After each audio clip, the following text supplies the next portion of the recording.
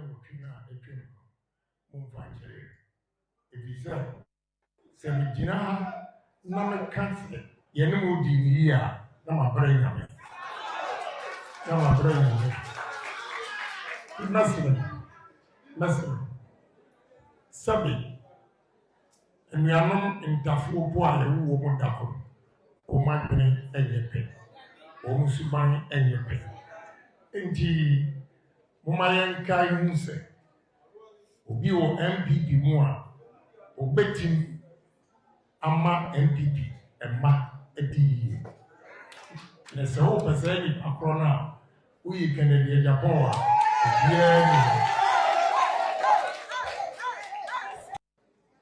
Mama children bibi mukura and some.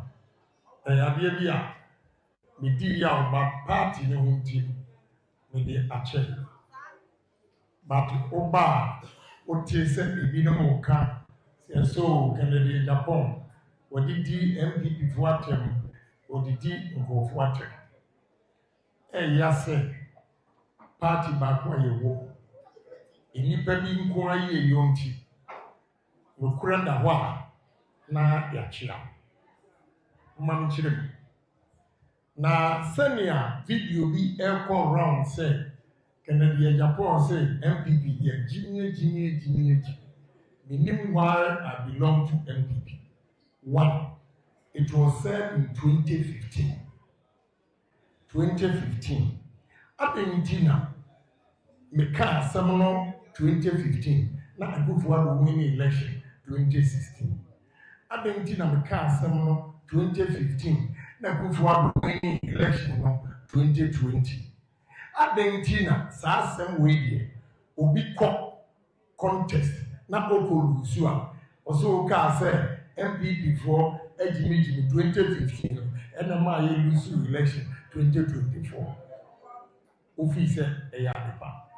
Efe ma mi chirem. Eya 2015 na me defend MPP ewo Adom FM ne omo TV. Ti mitika mo a betietie news na wo mumma anye. Ana matese baby a betu bia na ye ka say honorable Safomafo ti say ya be hiem wo ha ya ho twa pages. Honorable Safomafo ene MPP Eastern Region for ekuhia wo Gabi fie ewo Akufo-addo. Ana o kire wo mu roa achemfo e play ama MPP. The hormone na o create impression say achemfo abo modern echen asantifo e wo MPP party. Na enipa no recordo we. Enuanom o recordo we na o de koma NDC radio station Accra FM. And a tele de bia. Enti me kwa na menti mo yie. Ti me dro Adom FM for. Me be kasa na bisa akwa na something say. Na full tape no any say. Anu hima oboma miti. E ho asma ka Jesus. Problem a between achemfo ne asantefo no. Enti me call program no so. Make us 8 minutes on that particular issue. 8 minutes. And so, my voice, Obi awon tawasi, Ofiawasa, Wachiameka. Only 30 seconds. And yansa some arm catcher a party for. Sir, Abington or say party for Shia, now called Sassy we. Now, a green bang. And about Timua party for Shia, what record those one NBC radio station and how they come out. Never before, yeah, Jimmy. Now, and now the council officer, what dear, mobile assembly this. What do you see here? It took the wisdom of President Akufo-addo to go and apologize for Pacho. In the war, what we could do, would come NDC radio station. No more. Your two strongholds, Eastern and Ashanti. And you could critique some problem way, not Ashanti for Ebufua. Are we going to win election? And the way now will be post, will be 2 minutes, will trap 13 seconds. Now we go Kencity Agyapong anymore. Kakrabi na was one. One to me that did make Agyapong seek 4 million cedis. Sir, your cop and one stadium and crying. Akoye. Now you did. Mimi seek 4 million. Brand Champion, so it is 2 million. And Education, NCT are 500. A car being in our board. What do you call conference? Said young Casa, Kencity Agyapong, who 4 million cities, but yet party for Baba and no crown a boy. Now, no one, you call, Obi a call Fali and you call you. Independent woman call Fali, Bako, dear. And the any party no a carry and will be a winning. Now, I'm no friend Alex Markin, AB7 Sika Fakutia. Now, I'm the Bema Bako pet. And you will enough from to call me. Obi engineer friend. Because, Wasiana, Koya, and Yamay, I'll be free home. The Monday, and a party can you friends, yeah. One more, I had you. NDC for Sika Omutia. Sika Omutia. Sika Omutia. Your party. Make a typical meeting say, Kencity Agyapong, Woman Yeska, obey too powerful. Indeed, from 2021, ever, a block will be BME until August 2024. Meno say, Bimisika, a cab, send this for Betria, so Muntria. Being to me, and could be sound, to your fan, and to your fan, because what party went here? Party and Tria. Inti, and Yanum, party no, and coaching. Now, Moto Duono, Modo such a Cacrano. Mommy, any party means your. Mommy, any party means your. Send me pay ya. Sabre was say what I dear better than and Mary do so with Pediama back. Yes, it could Jessica. Any executives one more. Maybe a party not room. Young Kenya, a big good send us CPP, a William. It is no more. Momayan Tuama, any Kencity Agyapong, no more build a party with you. Yet to me, Mamma Bra and Yapa. Yet to me, I shot Yatiasi, Emma MPP move. Uncle Krabi, Yonti, Omoquanti, Babiano, Babiano Kreda, and Fanto. Islam, the government reform, and a member police station for executive me pamcho. When I'm sugar manua, if he said, Saunti said, Obi di matamwa, Saunti said, Obi di matamwa, natural said, me fighting and me fighting mamunti. If he said, to me catch them by influence. Mumwa party for grassroots. Kakramwa in Bino, Babiano Manjaman West Money. Now to me as son, second of the Agyapong or Casado with the deep party for them. Enunti, Ma Manya Otai Amami. Otai na Mumanya Mammy. Mesumanya Otai. And then some different mood. Timaslam, Tumino, Asham, some Momian Kiarumum, the Any party in Siro, some in India, Momian Quapantinisua, near Misa, Akontomra, sir, MPP for a contest, why Anna Modinaba, Yabatua Mamma. Uojom, Yasemufa Kennedy, Agyapong, Abatuama. What in Bassi, Yasefa Kennedy, Agyapong, Abatuama. What in Trotro, Yasefa Kennedy, Agyapong, Abatuama. What in Chomba, Yasefa Kennedy, Agyapong, Abatuama. The failure, a beer, Anna MPP for a pay.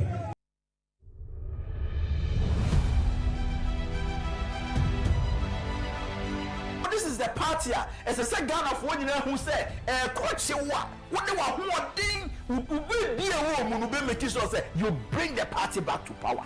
Sinipe. It's a symbol how work no year where Becca on your sheet, but open one. Sinipe. IGP Fufra, but the master me di me Jaimonda. We send still me Baboko school ne be akade. Woman amiko chitu, I mean chitu. Me kwa montia Ghana for catch and so be pay ko catch on crop for say Mumfa Kennedy Agyapong brad ye beto abama ma better radio so na me ka mo se mo suspend me what be that Sinipe. I am communicating job na mo de ma me say communication director ya call election ye lose and a Ghana for communicate to deputy communication director on your grassroots person or say ko catch or party for no and I'm communicating I am communicating am I not communicating Sinipe. One of these cano, no, the same Ramayan. Never said no. Sinipe. Dear Mr. Speaker, what tra a share, what tramrano, and random man to me man in your way. And Untina, yet Trina Diana so say, on Rembrano, no one be to say, Brandy, dear baby of fire in the wetty, until young corrected you. Sinipe. Yes, as who say, as a person come minority, no, your casa boishe. Sinipe. The fabric of the party and your leadership. Sinipe. And Nuntino said, if there's no good leadership, the party will sink and sink forever.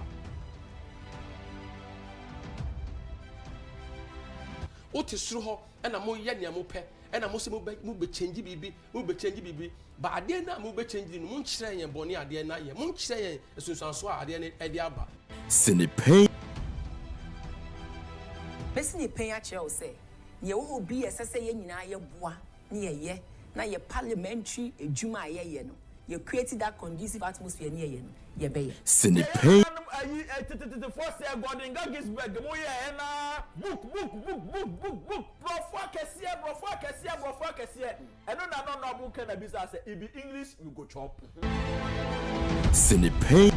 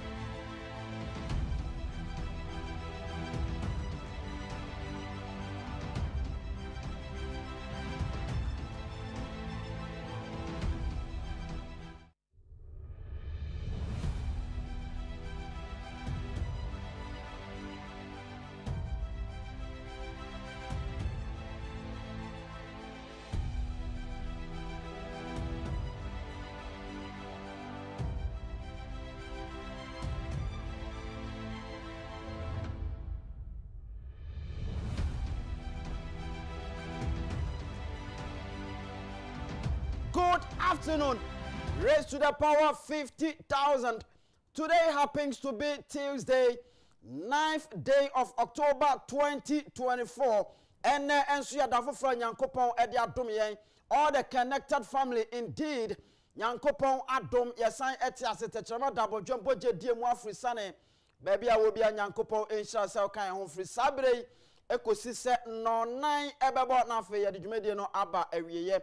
Onim se Albert Asmani the political czar ewa hanti oba join me na ye di nkomo ato aso akwanem afei mo a mo hwe yen etie yen so no ye bebo modern abie phone lines no na enda ne ye bebie ne ntem na mo so aba mu ntem na afei ye di nkomo na ya to aso akọ yenim afei ka na hye so se ubetimi a join yen ewo Facebook and afei YouTube Net2 TV GH Net2 TV GH o join yen na ma o WhatsApp messages any ade ni nyina so no emfa via WhatsApp number 0240550899 0240550899 ye bekenkan o messages ni nyina so ede amaw sabato wiafe eja wiafe ba e ofia hanti waye krado obekan ni nyina na afe ya to aso akọ yenim afe baby a wo bia nso so no bomodin se obeye connected say onye connected get connected. This is the time. No time again to waste. Bomodin afe join it. Eye connected family no. Na yen twaso enko yenim. Na enne enkoma odo e ofia ya yebedie. Na ado dankwa akufo-addo. Ghana mampeni dada. Wono ankasa na ofase yera gabi ochredako akasa. Na wachire nsemu ema nsemu ada ho fan. Ode nokre atu baby esese yede eto. In fact, wahwe ni panim, wahwe kwabrane anim ase ni pay e de akire no nti yebehwe na afei ya bomodin etimi etie sa enkomo no na ne ayenso yebeka afa ho no yaka na afei ya to aso akọ yenim Albert Asmani eba Ghana nkomo so yebedi nkomo na afei ya to aso akọ yenim onim se Nyankopon ya adom a ekena na balloting no baso na ekira Nyankopon ya adma all the 5 contestants omo nyina ebehia ewo NPP headquarters na fe dwumedie no akoso ewo and per information yenya ye no ekire se enipa mako enum eno omo gina ho as contestants no obia baby because obia ye invite omo nyina nti obia baby na enkoma enam form a ye tetete General Secretary ebetena afidum ha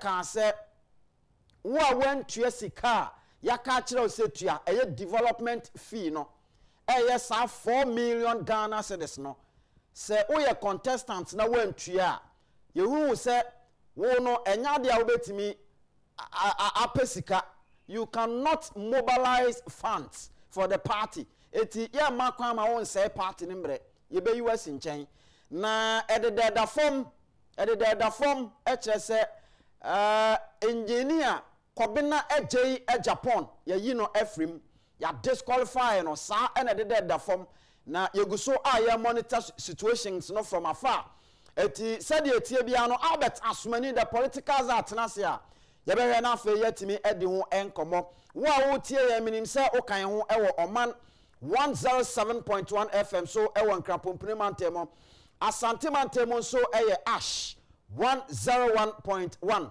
afei nap radio eye 90.1 wono so ekan ho sources radio ekan ho ene yede dwumadie no yede ebrewo ye fra me Anthony Kofi Nkum Dazi Mr Nkum ene medin baby a wo bia no kan ho na afei yento anamo na yenko ma yampiki bibi out of the lions mentality na kai na hye so se tabia takum eye dro nwanwaso tabia takum eye memedru tabia takum ema mema enidaso baby a yeto adro bia do ani kiremu a on sabetimi akabi na bibia akoye ede amaw ma ye na ye ho na afi ye mra ye ba ye to aso na yakoyenim sinopei ye kan senia etie.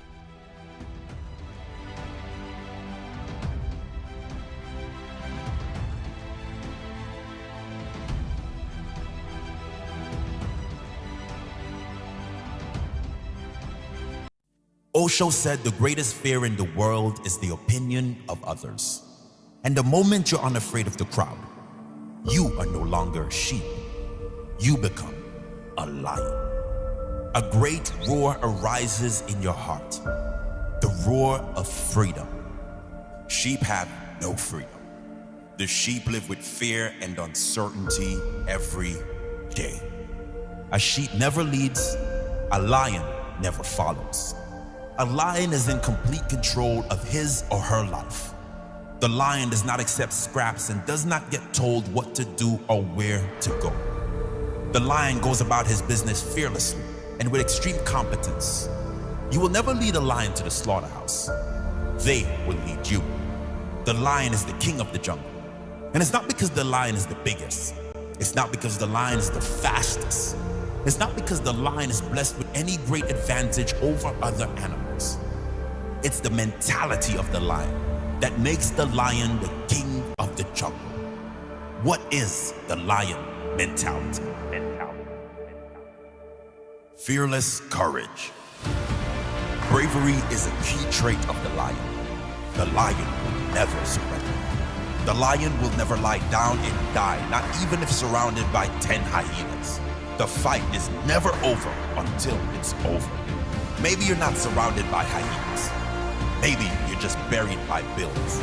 Maybe you need to stand up for something you believe in that no one around you agrees with. Do not give up. Do not give in.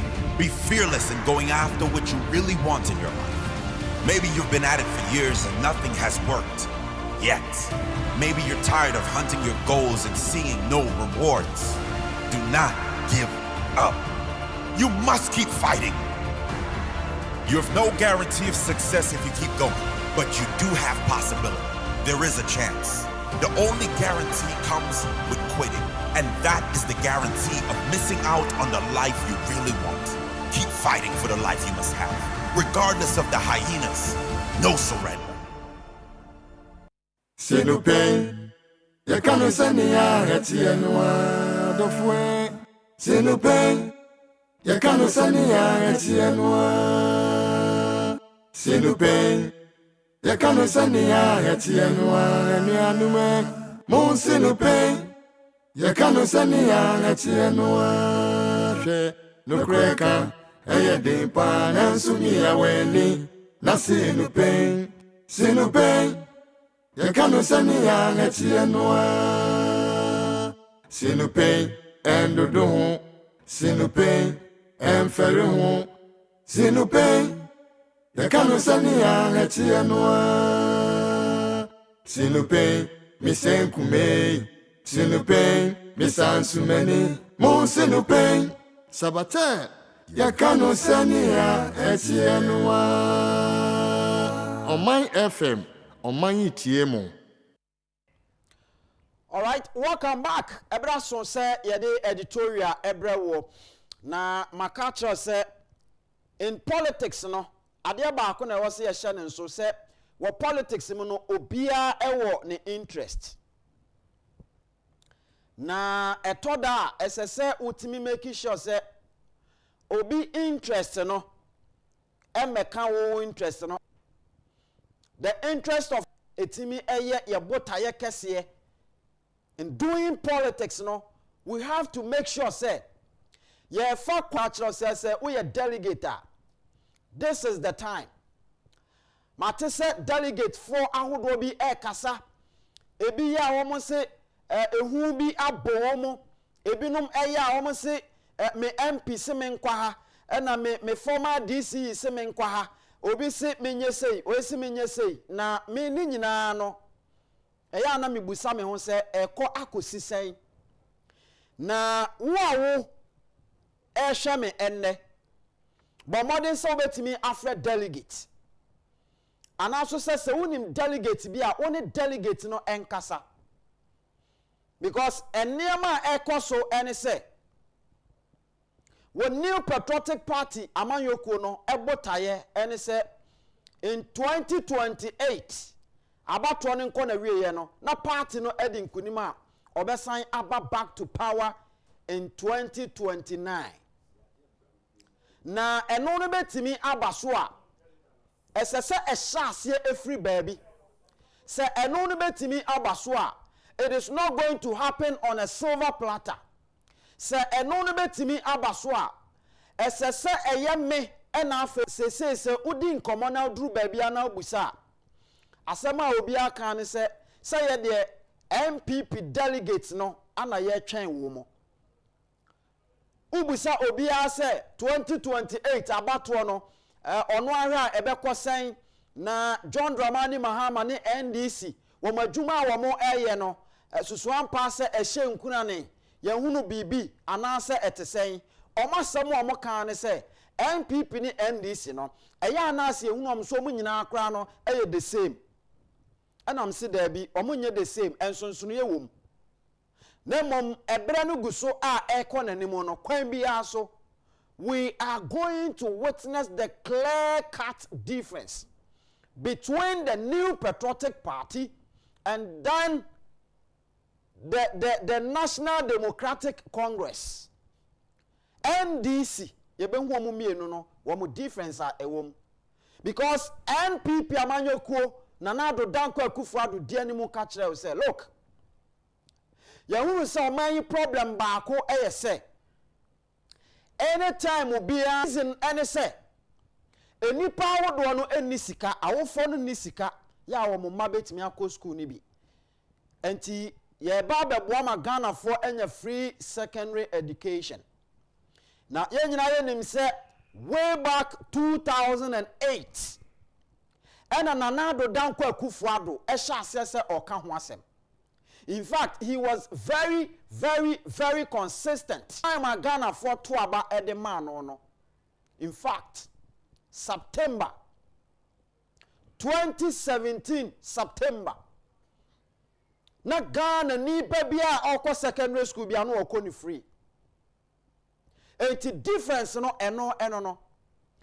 NDC eba bemu in 2024. Oka kire Ghana for nyina say Samoto abama ye na ye ba, we are going to make sure say ye the bibia ye de ba ye friend 24-hour economy. 24-hour economy no ebusa nchiremu a omo se adwuma ne be ye miensa. Adwuma miensa, enipa miensa, kwa John Dramani Mahama. Any NDC amanyoko ni ko jina wini ba montene so e ka kire Ghana fo nyina eno no. Ano na ade ba kwa ye hye ne nso ne se won 24-hour economy na ye hunu ho hwe no kwabrane esia no ema saa kwabrane no ye tua ne ka wo gisika bibia minister enya bia no no nso so agibi ene wo de te ho kofo mfa hwe mai 10 solid month nie ye mfa hwe mai enso so ye wura gusitano ete ho ene ya that initiative ene asi Hama case ena medeba ananu ya ena mene one member of parliament edi nkomo ana jobe 1 AM ena edi nkomo ena okache mse Kofi wonim se BBNC hwe se uko yewura omampani dada John Agyapong kufuo ne health national health insurance scheme na odeba no on say o creative fund edemasa NDC for de omunsa kobom akwa is de na ekoso kwen Mahama do kwen e de don hihihie tirim sa ye de sa bibia ni ho a esi. That is the difference between the New Patriotic Party and that of a NDC. Eti NPP ni NDC no sunsu ye wom na nseya na ayi enipa bi ye o madwene se wo ye economic gurus. Enti won be ye lectures but ye de adwuma na nkasa ma wo mo no wo ma ntimi anya adwuma no eno na ma ne koye se I say MPP ni NDC no ni nyina akwa baako but enye baako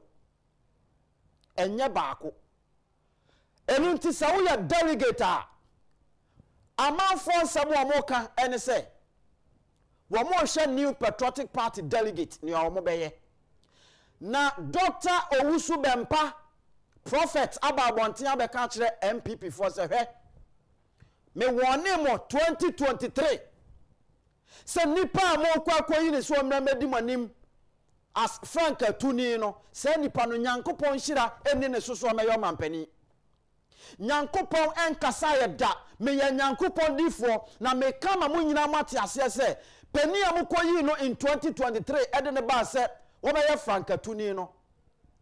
In fact, ye nya asofo a wo mo ebe so ma sorry dan e won kran ha. Isaac Owusu ben pass and so babiem e no say. Look, MPP from a come kire mo say 2028 elections no. Mo choice na mo de ba in 2023 ahead of 2024. Ema ne betu frank ama mo no. Nipa no mo hwe na mo ansan kwa ankoye sanfum so ne biem. If you say more than a bar, nya dia obetimi ayo mampani. And so that means a party in Sanko, you know, add in the baby moi. As a sub party in the Shana Junum say, or the quaquatro position so many years. Until Wakasa Asemno. Now, when you know, Anna Yer can say, look, your MPCB, your former CEOs be, any nipebi or mabedi sikawa bind that danutam. And woman Montana soon or more piaco. And a kotuma we share we a delegate a mamma secret. Sir, some penny for ya wo mudimanim. Na a ya no more chance a kotokwaha. A ya no catch us a kotokwaha. Oh, 2 more smesi, 2 more benteno. They are all connected.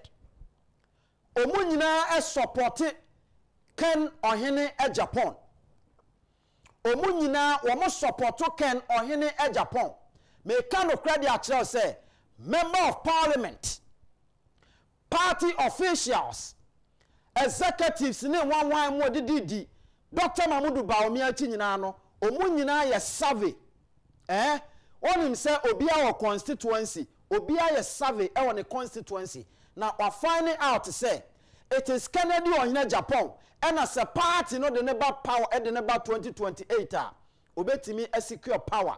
Ediama New Patriotic Party.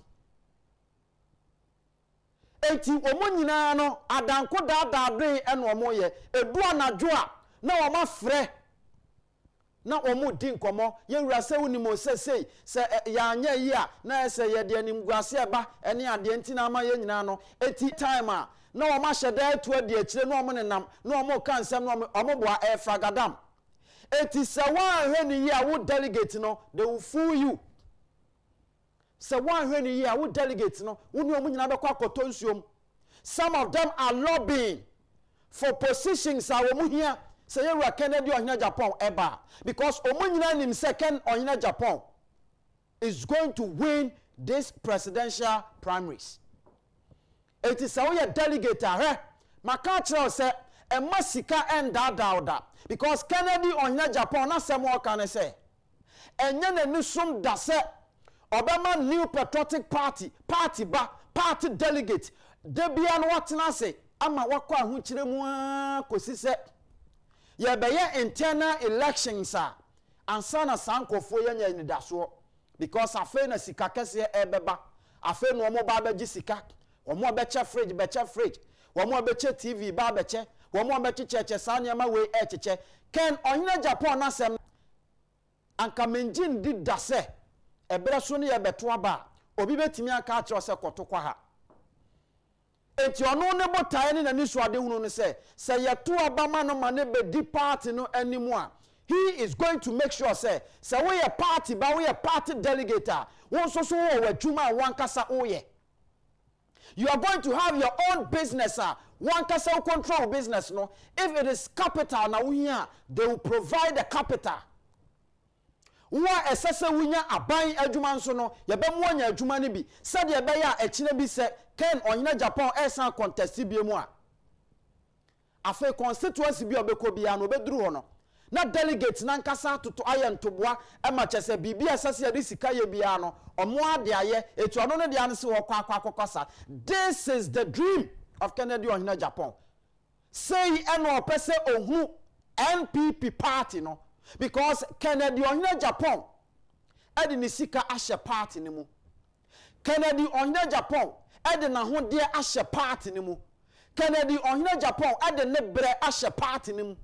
Ken Agyapong edi bibia wo bia de ahye MPP party ni mu. Making sure say party ni betimi akonenem.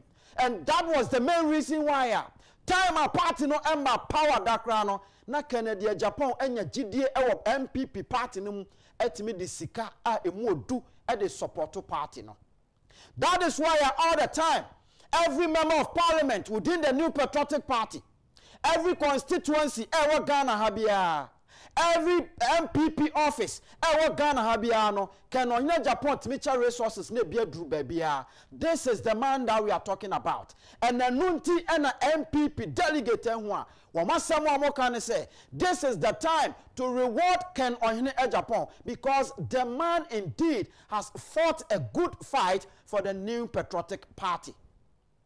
It is how a delegate say join the winning team because MP no, he is part of the winning team. Edwana Adwa womo frɛ womo ye course. Edwana Adwa womo ne din komo. Etu womo ya no makwa akwahye ayi ti bon koso ensentrophobia ti no womo ka kire mo nkotutu mum mo nkoka sei mo nkoye sei ana sabe womo nsoso no womo antimi mo mo ho so nti no womo sore ya no mo tugum no womo ka no meka na womo din se hunu ekeka kansam tantantan ene ade but ni nyina mu no one thing am pesa oti ase ene se Yewura Ken Ohene Agyapong owa adwene pa e ma New Patriotic Party no owa adwene pa e ma Ghana man enu nti na Kennedy Ohene Agyapong aye niema bebre e wo Ghana ha enu nti na Yewura Kennedy Ohene Agyapong ba bia ne bedru bia ne ton enye den na na bi ne kan oso di Ken Ohene Agyapong dru ba bia ne ton enye den ba akokora sanse Ken ankasa no no ankasa aihihye ne niema yie o sha se oye politics no you could see say Ken Ohene Agyapong no now are you ready for politics, now are you ready to become president of Ghana. Eti wahihye niema yie atoto niema yie adum pempen so a Ghana fo nyina gina tum dada ebi si wa hada ebi si wa Ghana hada say a member of parliament, ordinary member of parliament na Ghana fo hunu ne botaye a wosom say ebi si wa Ghana hada ene no na ye nkofo bia hwe ye binom tan etu omo na bontin no omo toto nsam eka bibi ena sei but when him say anano na odi for Zakaria ya share ne nkonka che ne se ne ba wo beba wono be posu che se obewo di for kese pa ye John the Baptist no womo eti ye no omo wogidie no womo kokoso ano womo eti ye no omo wogidie no womo eye akonche etwenye womo a womo ti ye no omo wogidie no omo nya ni daso oni mu no womo ye koro ye etwenye eboa ye kosi se John the Baptist ebeba. Now John the Baptist ebaye no in fact ono na Nyankopon enam ne so na ne bad ne doba no person de be Yewura Kennedy onye womu nyina aka bom. There's a special day a omene no ehia womo de enwosra egu ne so womo de enwo egu ne so said ye be ya papa Ken Ohene Agyapong Nyankopon ede ne eba no wo baba be ye adwuma no wa ye adwuma ni ye no wa ye adwuma no senia etie and Ken Ohene Agyapong has said say owo obi a omampani bi nyuma se so beating wo Ghana ha enya record bia no wo hwehwe one man may normal president he wants to beat the records of a Dr.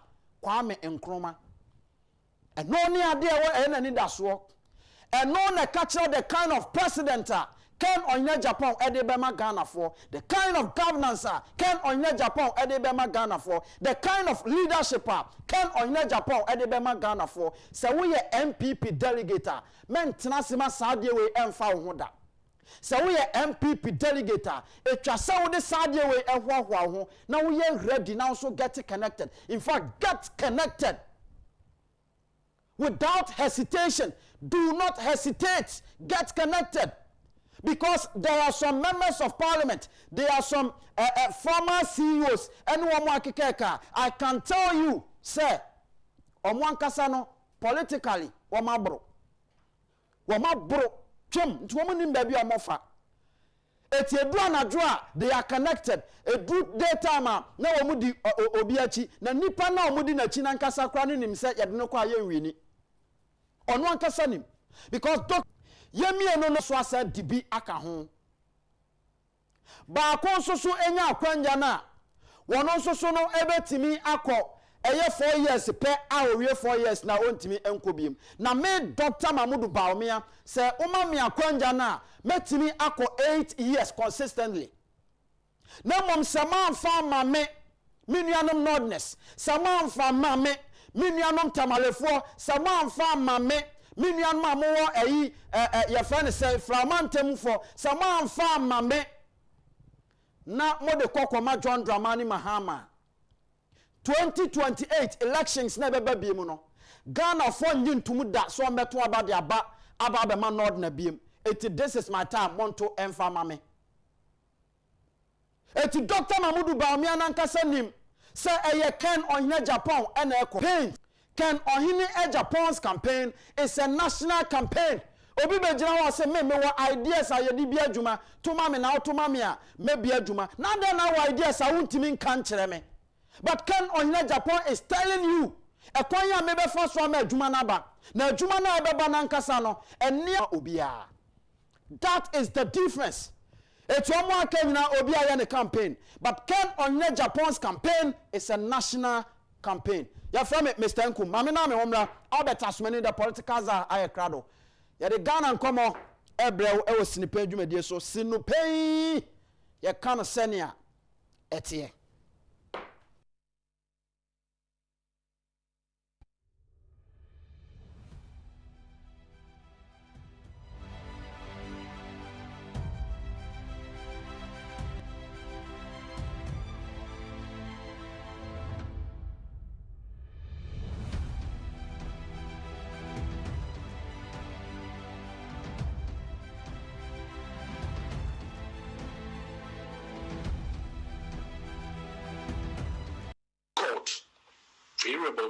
to instill any hope now. And that is why those of you following Bawumia, you must know that Bawumia will not be a good candidate for us this time. Only Agyapong of the promising Ghana former Ghana for Ginedi. And before ever power be yet the promise be the power. Bawumia need promise be or the Ghana for Ginedi. In fact, Bawumia or promising milk crowd to school for can afford me. And this is for catch can afford so a brand be a do 18 a better car man and I said Obenya car can afford a Canadian. Why am I saying this?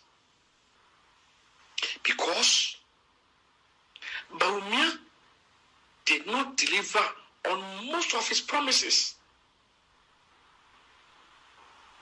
One village, one dam, anya you. Or no one they could judge now. One village, one dam, anya ye. One constituency, 1 million, anya ye. Palugu Dam or what studio we can say it is NPP's flagship program and not Palugu Dam renewal. It was problematic. Okujina Cape Coast promising harbor, a new harbor to be built. No promising airport to a Cape Coast. Yeah, the now Okujina Oka say, Yano Kure, it be as any home. It didn't happen. Okojina Yura, Numu Sarabutu, a year in Krabopeni, and promising no say. How many times do you go to the gym? Arabia, and say, Obabi see a medical university. We are 42 senior high schools. Amagana. It never happened. How many times did the Bawumia promise people? He promised Ghana heaven. He promised a good economy. As we speak now, if Bawumia and Timika economy wasn't beyond Ghana for, in today, Ghana for you. And that's why I'm saying, MPP, acquire a fast papa one. You're promising Ghana for baby. Some promise no you're about me to me yet. He can't. Because even if he makes it, nobody will believe him. But look at you are Kennedy. From the time of your politics, everything he has promised, he has delivered. I give you about promising the Pia will deliver. And now we are not primacy or promises say.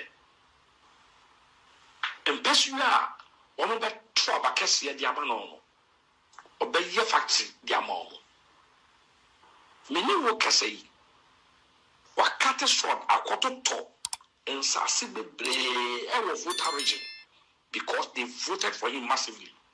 $1 million ethanol factory ɛwɔ voter region and ɔde akɔgye nsase na factory no he has cut the short and the $36 million ethanol factory is being started. Mene wo kɛsɛ yi ɛnɛ yɛ wasako cut the short ɛwɔ central region. Yeah, obviously the largest pharmaceutical company supported him.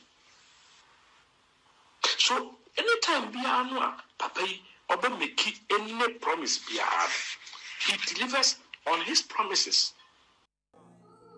And I'm telling you them what I have seen. I did not call them, and I have not encouraged any one of them that move. Do you think I'm a small boy? That God will give me a prophetic word and I'll prophesy and I will encourage you after I prophesy. I don't belong to that. For example, when I tell you I see you are dead, I'll leave you. I'm not the one to come and encourage you what to do. I'll leave you. When you die, we'll all be here. When I say you have lost, I don't have the time to come and say, I'll leave you. When you lose, we will be here in Ghana.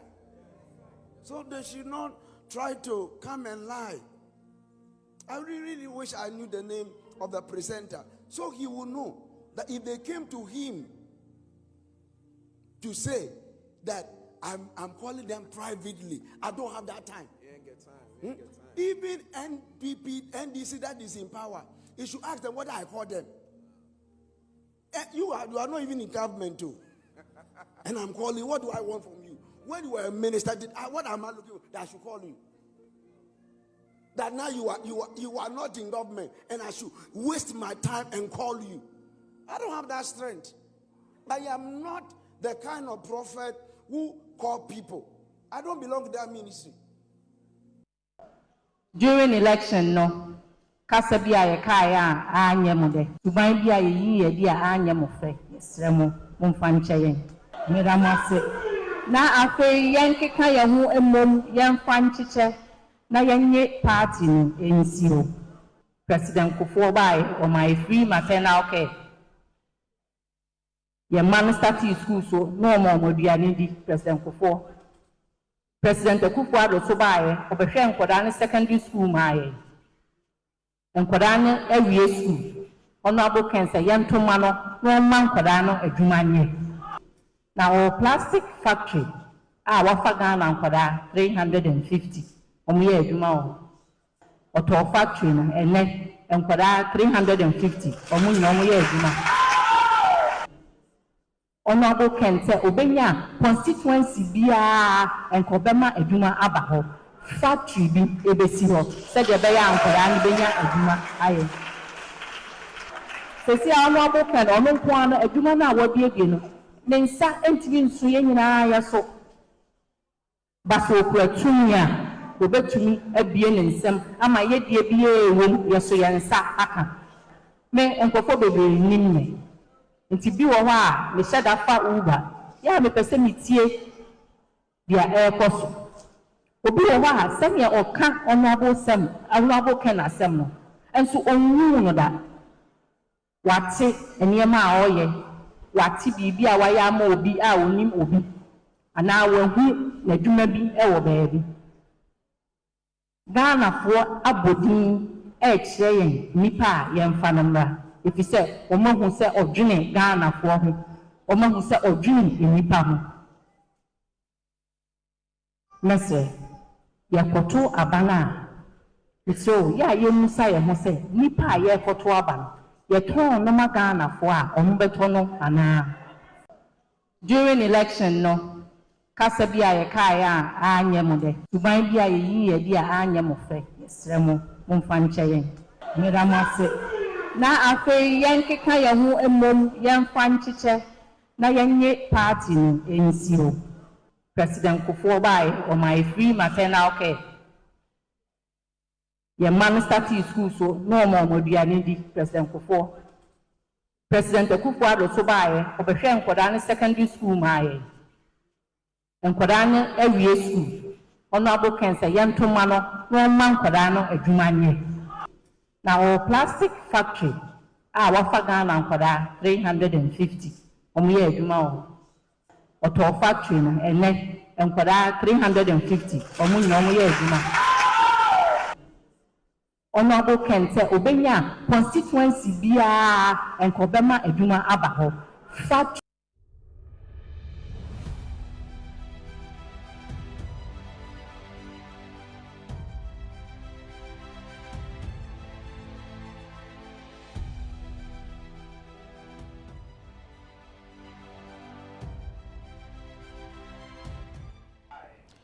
All right, and so welcome back. Ebra son say sinipe dwumadi no yeto aso na afa yede Ghana nkomo yede ebre wo. That is nkoma hodo a ekoso ewo Ghana nkoma hodo ne nenam ye man ni ye nti na ye bre enti nkoma hodo a ekoso ewo no ebra son say ye nyina ye tena ase na afa yede won nkomo. Albert Asumani the politicals are my brother from another mother has joined me ti ye ba be di nkomo. The only difference between us and say ono eye kwawuni asantini and amenso me ye fantini and chese so that's the only difference we mu but the aka nyina de ye bibia ye baako bibia ye fa no baako pepepe so openi welcome boko answer na me ando me oye oka sa no te I sound bi ele kem here o se say o se not just of person me eno de ono kwa nenim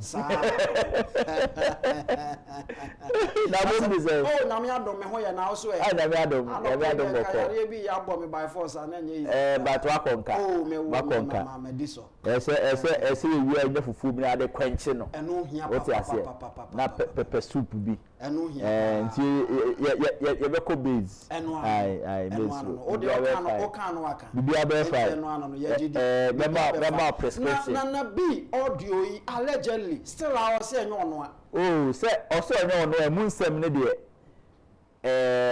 Ghana fuate na esem na wo mu nyina so ye nsem aye no kre sa the alleged na bi tape bibia wo mbia o ka bia no kre se nipa ne se enyo ono a e kire se ene na wo mu nso so nya no kre oh ene ne ye no kre sa sem na yate you see at this point the content of the message is very important.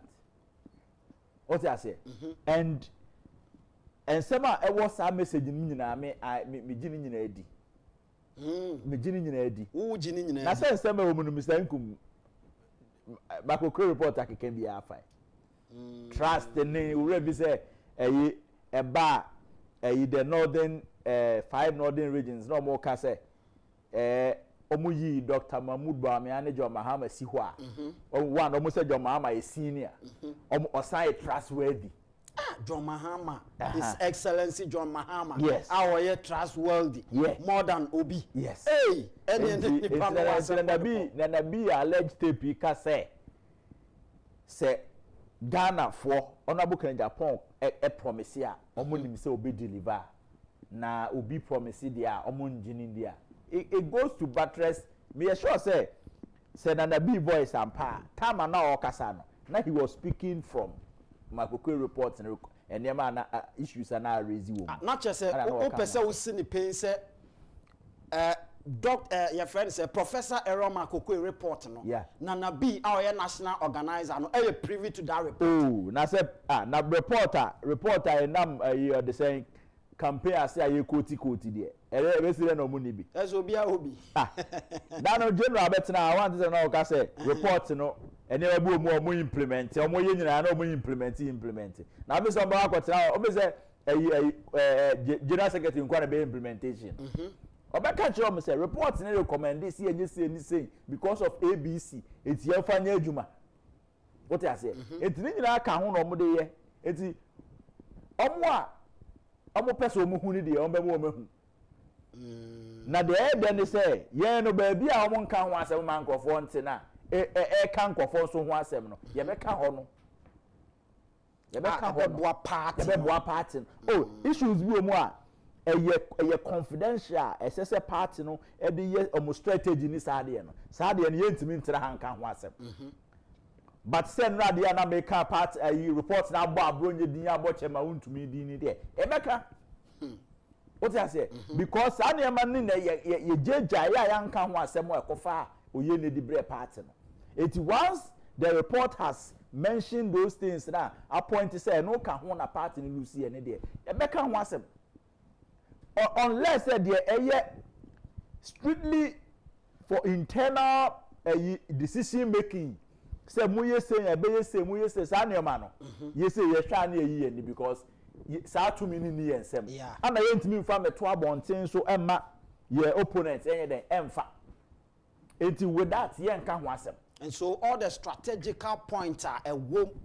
reports in the media. We are never going to talk about it because yes. But nipa bi ne ye de yebeka. Yes. So no.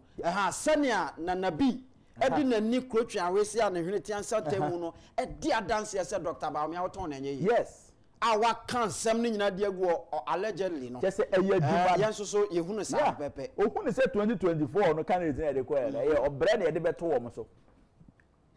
Oton crowd is a buy one get one free client. Hey, it was a burden to the party. What I say? Nana B audio no. Say juma say you can power for us say. So wakwaji sika na wakohia nkase utwa na wo afakwachi na kan say wapempa e ka say wapempa je say waje pa na mra bo so emodin afede oko wani menko oba wachi so ema asa wo don fofo kwayi your friend is opebere ai hwe ofoma bi obi anya mefa ne kransie ma me what I say enti sa 2024 no candidate na de ne ma ende na ya pa na mfu ankasa utwa ye nto enso ne ye wura hye mu say oh party there but na ya ankasa ye nim Nkum ade no it was an open secret. I was listening to Honorable Agyapong interview bi on Paul Ademochire ana oka say ono kra no na oka kire President Gufo say I'm sure party no ntimi nya 100 seats in parliament in 2024.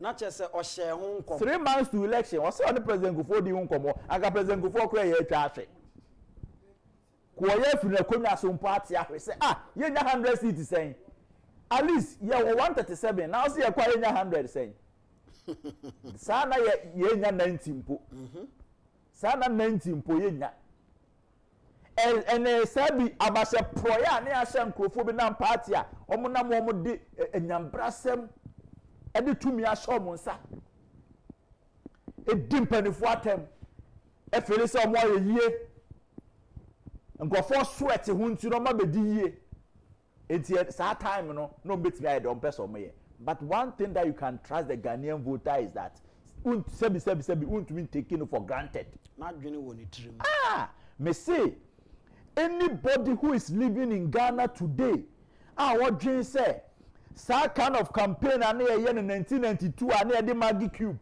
any bentwa campaign you know what the sane man kogu omoso na magidi ato abama no if you are still thinking like that then you are living in the fool's paradise and the Ghanaian voter no or per se what are you putting on the table bring what you can do na me hwe se betimi aya na and I am happy say sadia na sa ko MPP delegate mu a enne me no kasai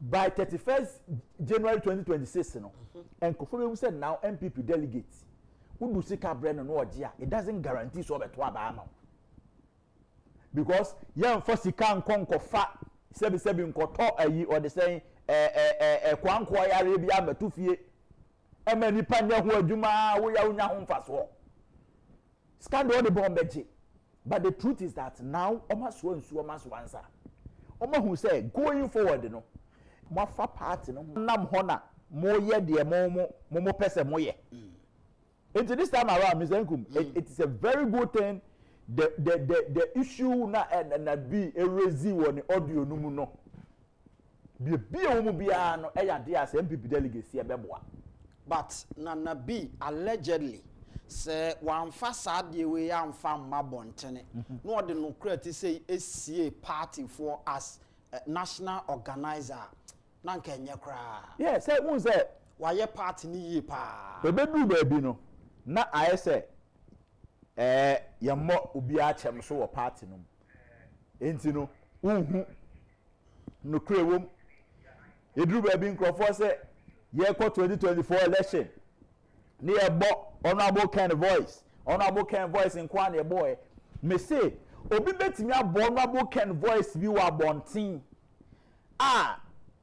honorable Ken kan ho asema Michael Kwe report in Reziana honorable Ken report no it is an audio version of Michael Kwe's report assembly honorable Ken kan 2022 2023 2024 it is the audio version of Michael Kwe's report. Because it should be honorable Ken kan ho asem se mo me hwe party for mo me nyese o mo mo hwe ni yo economy o edie yo it is captured black and white in Michael Kwe's report. It is talking about economic hardship and sana obeba Michael Kwe's report definitely obeba so na ma menko pronso na fe nkomo ahodo e wo ho na ye bedi no yes yendi makachra say obetimi adjoin here meaning say already many of you are with us on Oman via Oman 107.1 FM so enkran ene ne other environs asaso so na okan ho asante mantemo enso eye ash 101.1 90.1 eye nap radio mfimfini mantemo precisely asinfusu ya wono eye adwuma e wo ho na ene nkoma ye ba bedi eye Gabi Ochredako ne nkoma wakwa akodi ono no eye former president His Excellency Nana Danko Akufo-Addo na ofase na ne nsama hodo a wakeka ede afa campaign amanfo bi eye ho no ye behwe na afa yetie sa enne no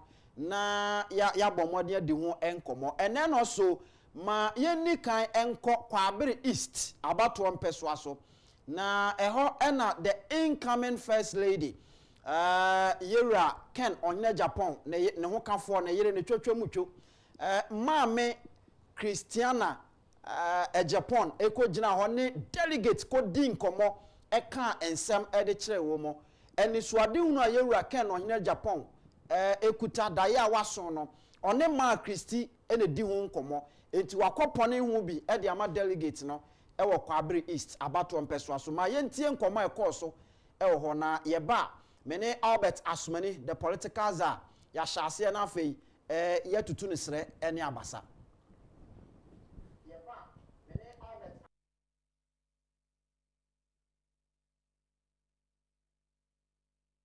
chayen miramase na afei yenkeka ye ho emom yemfa nchiche na yenye party ni ensiro President Kufuor bai or my free maternal care. Your man started school so no more will be an President Kufuor. President Akufo-Addo so by or be sharing Kodani secondary school my and Kodani every school. Honorable Cancer young to mano no man Kodano a Jumanye. Now our plastic factory our Fagan and Koda 350 year Jumao. Auto factory and net and Koda 350 or no year Juma. Honorable Ken say Obenya constituency bia and Kobema Ejuma Abaho factory bi ebesi ho said the beya and Koda Benya Ejuma aye.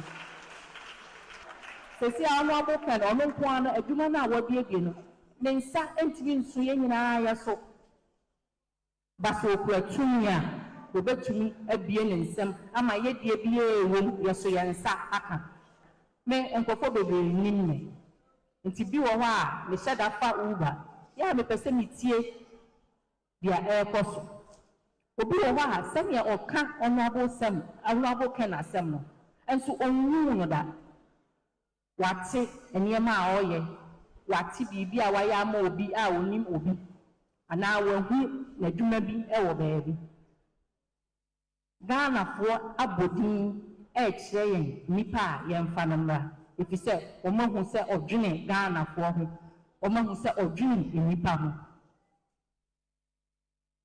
mese yɛkɔto aba no a so yɛ a yɛmusa yɛ ho sɛ nipa a yɛkɔto aba no yɛtɔn noma Ghanafoɔ a ɔmo bɛtɔ no anaa during enti ya maame Christiana Agyapong a ɔyɛ Ken ɔhene Agyapong ne yere the incoming first lady ɔno ɛna ɔne Kwabere East abato mpeso asofo adi nkomo ti asɛm a ya maame ɛka about ye papa Ken ɔhene Agyapong ne daye so with regards to job creation otimu sɛ nokure ni emu da hɔ yeah Mr. Nze ne kura ade a ɛma anti-Christy movement nyinaa mani agye ho ne sɛ she is in tune with every policy bia honorable Ken aka ho asɛm na edu baabi a na uhia nipa ne bi sɛ ombesi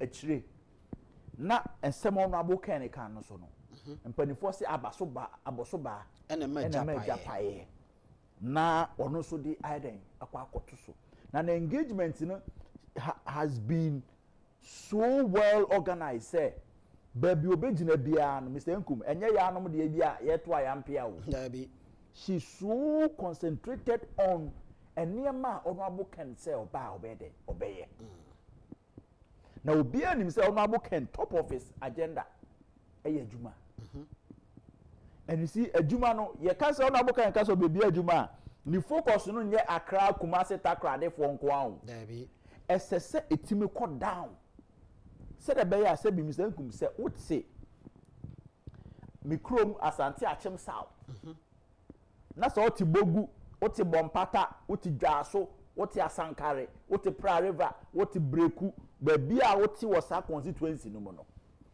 esese yetimi nya adwuma bi e wo da locality a mo benya bia den aye wo ho enu ti no mo kan na manu ohuahua and area bi obepie bia no ene adwen ene ade a eba nitirim how I betimi aboa that particular area no amomanya bibia den aye enti se mo ho no e ya be a abe ho adwuma misankum se ene ukai se tama kofi dwuma be ye MD ewo Gihok yeah sa apeteshia na first year to the say oh moti adwonso kika bi kire wase nipa like enkofo nom apeteshi but omo bae no ensa na ya denigrate ni sa no otimi be package apeteshi edi eye no export as ohun say apeteshi si ho na de edi mahogany ase they are only saying I am the bitters are compete with other whiskies if amount for be a so the eba yeah enti say adwuma e betimi aye no no a say baby o what me say oh abe wo ho aside the yen wo no so yenya the palm wine out of it yetimi process the ye local gin yetimi ko amount for close ko to one that place no ye be create say adwuma no and say ye ba yen sama nkofo anomabo but I just using this as an example say honorable Ken has been talking about corn oil say omanfo enim posi etimi de abro yetimi nya oil film abro da bia ya chene nchewe ye atoton ya no ane de kube aka ho na kwasiti ho no wi ade abro ya ne so ya no ane obi ewe ya toto no obi ewe ya che ho nchewe ne nkate ya de akam uden ne ye fa ya hwi bi emfaso obi ane abro what say dokro banku but see a process abro na se honorable Ken etimi de sa ade we ba ne o company a ebe abeye sa ade no keke kra na Nkum eno nso ye another step a ye ba benya bibi foforo fi abrom aside the known ones na ye nyina ye den ye no ohun enti se bibi sa happen na ebeboa and anti-Christy nyina no those are the things automa delegate no me ma can say this time around no MPP delegate no onim what he or she is looking for the MPP delegate knows what he or she is looking for enti no at any point bia na Antichrist any opportunity no machine or person or catch a man for say this time around nipa want to know what see what day and what be for yama MPP ni Ghana no na ni swade hu ni na honorable kanaka aside the juma no Mr. Nkum esese yankasa ya nioma ye dua okrom ha yetimi add value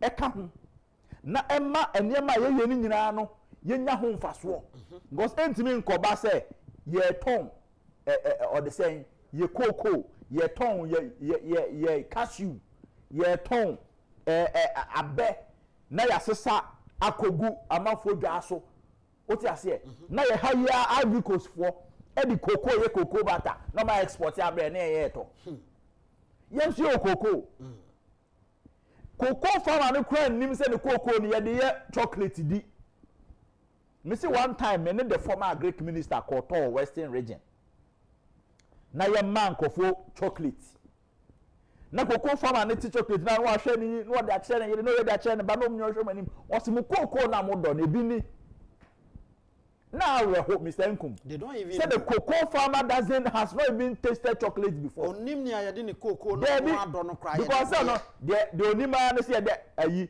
track abesi ho ni abag cocoa beans no ya sesa gum cocoa board akọji syndicated loan ya sesa ye de akọ habo mo mfa nkọ ni ye de kọ na onu kokoye cocoa no afa just 30% of the cocoa ni content not the sugar na nema fra not the chocolate not the abrewa ha na we disable for chocolate no whilst I obetinya produce high quality organic chocolate afia e de akọ what I say ama manfo anya ho mfaso na once I hear the either finished product and I say even semi processed materials kwa abonten no na ye nya sika because who add the value and sika usika den ekosoro. All right, and this is the agenda Antichrist eton we say Antichrist has all the policies by the time obewie ni towe ya oba no a man for mentality besisa. All right, that is Albert Asumani the political czar and amene no edi nkomo ewa ha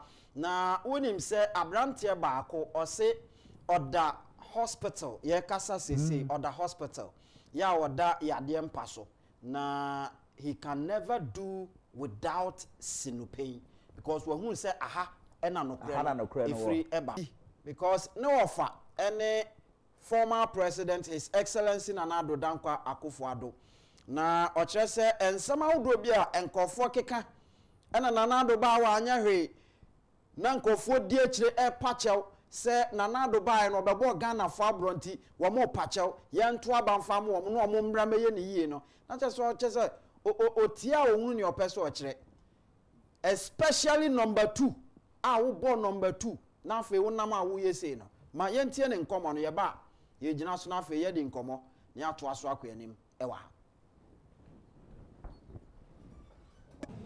I heard somebody say in Ashanti meeting said we let Ashantis down because we didn't fix their roads. NPP let Ashantis down because they didn't have flyovers. But I have been in meetings where MPs from Ashanti region have said that and yet flyovers they want their community roads done. And in politics, you are supposed to give people what they say they want, not what you think they want. They what? They wanted their community roads. And when you look at the number of roads that was done in Ashanti region, per capita across the country, you can't say that NPP left Ashanti region down. Yet, an NPP person was apologizing for disappointing Ashanti, for neglecting Ashanti. Now, if you want to win in 2028, and this is your attitude, that's what you have to say, one guy. There's a difference between humility, okay, and knocking yourself down.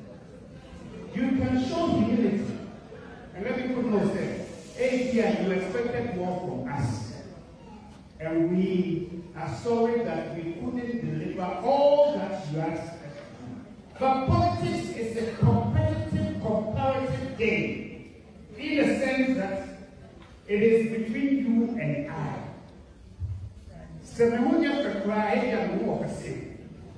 That's what it is.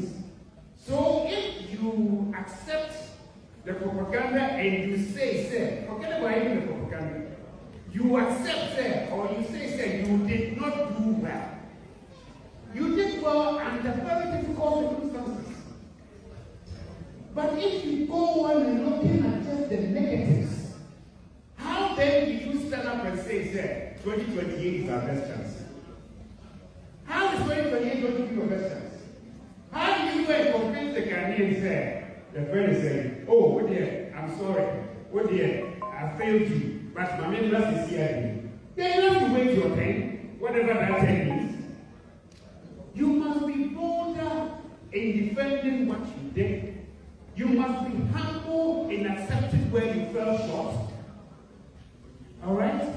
And you must have the confidence to say, look, in spite of this and that, I can tell you, I built more roads than any government that has spent the number of times that I spent in the office. I can tell you that I did more for health, I did more for agri, I did more for education, I did more for the military, I did more for the police, I did more for so many areas. You can see all that because the facts are there. The facts are there, but you sit there and you blame yourself and you feel sorry for yourself and you want to come back to office in 2028. Are you serious?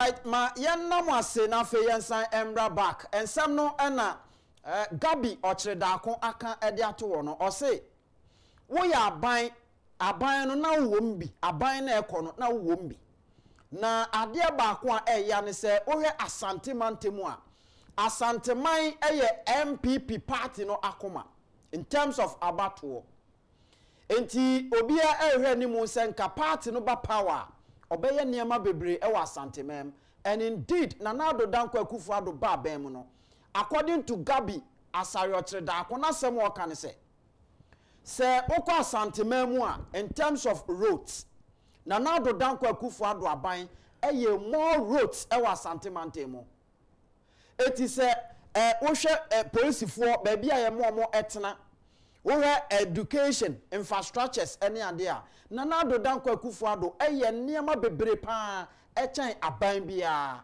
na wankasa Dr. Mamudu Bawumia oka ho ena yeyeye eti se wo ka ho ne aye na se ne wokodu Asante Mantemu na wo ye campaign o pese delegate eto aba ema wo a onko gina onko kan kire mo se mo mfa ncheyen because ebasa na oji atum se chese mo be di Asante Man abro na owia wo sansi sudua se ye ka se obi wo ahobrase a eni se ye ka se obi ensoso eye ye friend sen oye obi a owa nusuade hunu no eya na nsonsono ye ewom na mom ne asase wutimi eye ne se obre wo ho ase na baabi a wuto sini no wagye atum se aha de meto sini afa uwie a baabi a wutimi shema e wo ho nsoso no you must be bold to defend it say say nti ye yade na so kokko gina ho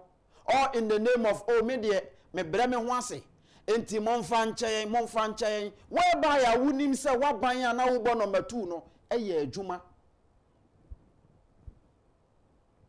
na mom party fo na mantimi anhwɛ wo mu ɛno na sɛ yɛhwɛ na afɛ yɛka but in terms of adwuma de ukogina na wo patcho wo adwuma ho a na ɛkyerɛ sɛ wankasa no unim ni awohwehwɛ Gabi Ochredakon right nasem no eni openi Mr. Nkum Obeka say was it Tuesday and I say Monday na me catch her say the way a man Dr. Mahmoud Bawumia akra kogina baabi a na all patch no enye sincere apology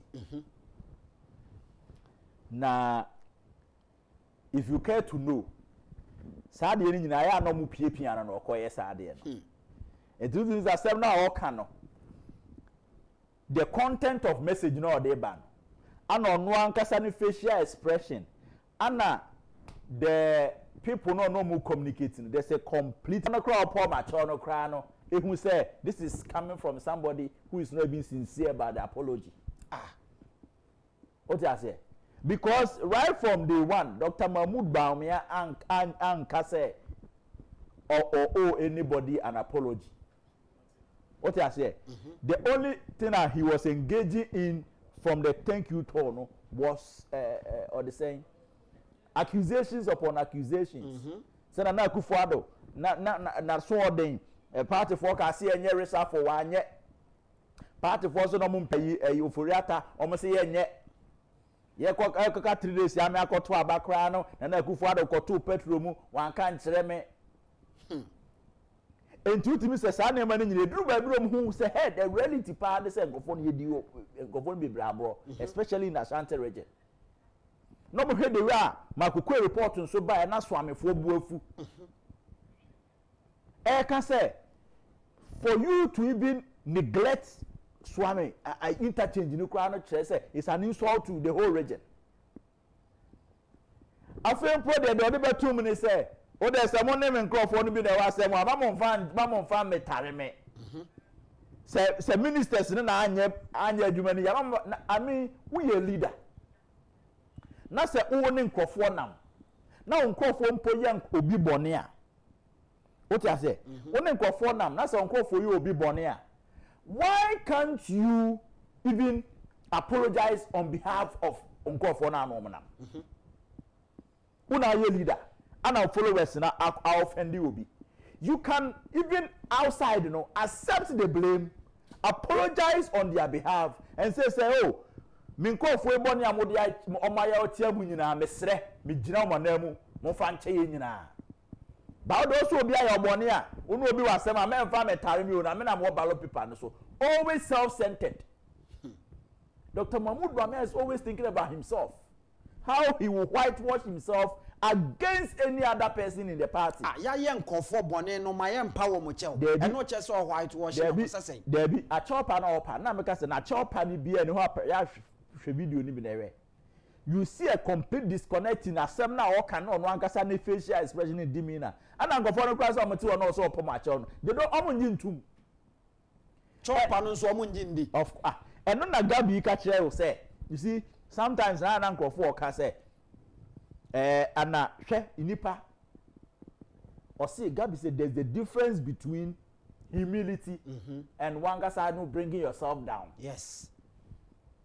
And accepting responsibility. Yes. Dr. Mahmoud Bamia, last time I was sitting and I was telling you that he's a fugitive of responsibility. He always runs away from responsibility. A boss won't take credit or be taking his say.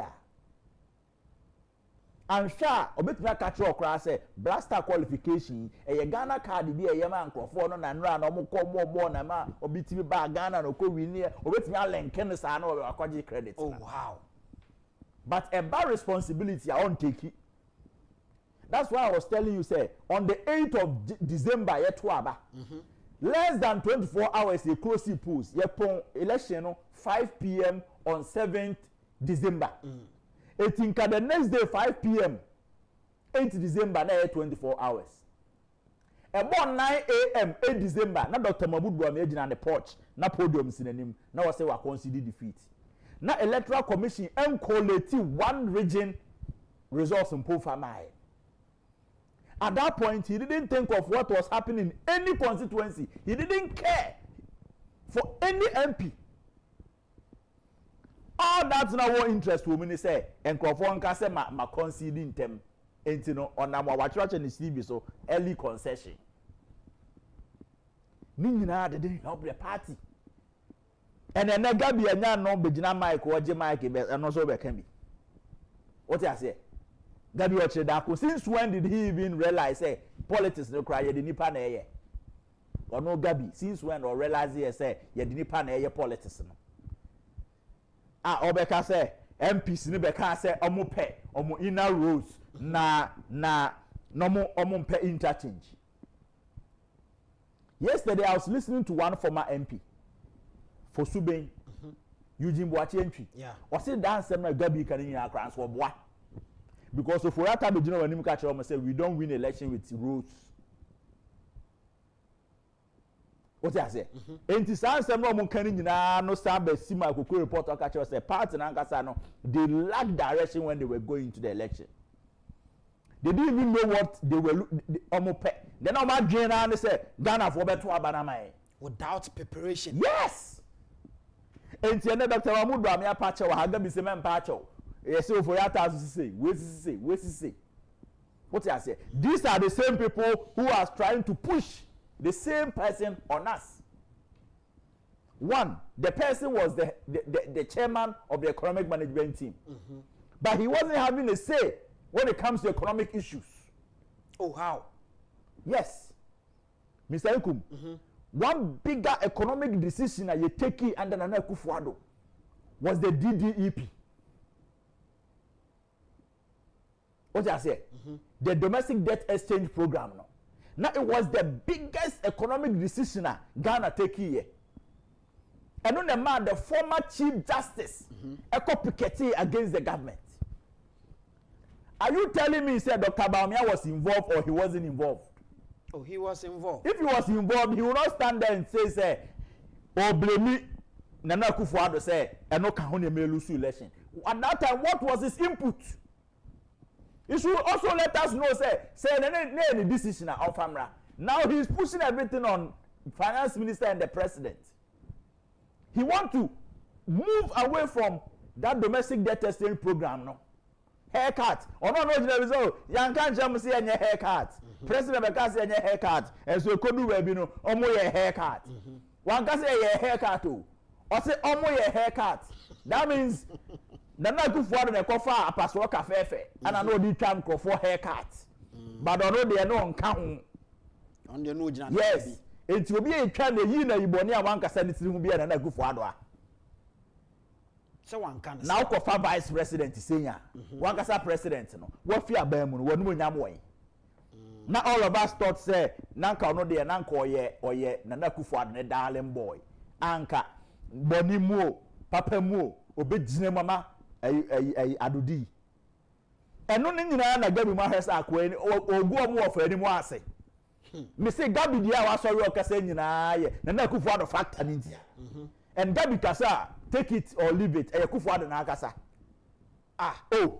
nkoma akoso ofie no de aba abon na so monye happy with Dr. Bawumia campaign na Debbie she the person na gabi gina ho de kasa me say gabi kasa na akufo-addo enkomo ma di ofie ana gabi dia be gina abonte a oka no na kaso abuziri ti akira afi na yes I was na nimu nyina ye basa some they were not happy okay one lady grad there Greater Accra women organizer yes ogre mo say azuma gabi giga there me ntra ha na akasa me ne de adwen bom ha na so repie ye okọ o say obi adwane dabi say ade no wo do ho kobata wo problem ade na akwa say central fi anoma what you say ofa na wo fa musuo wo ja no so wo ja asrade etu bi say say me ma asrade enko ana say me fa mufuo so enko fi sa na de na akwa enti no o kana hwia enye yie that is the point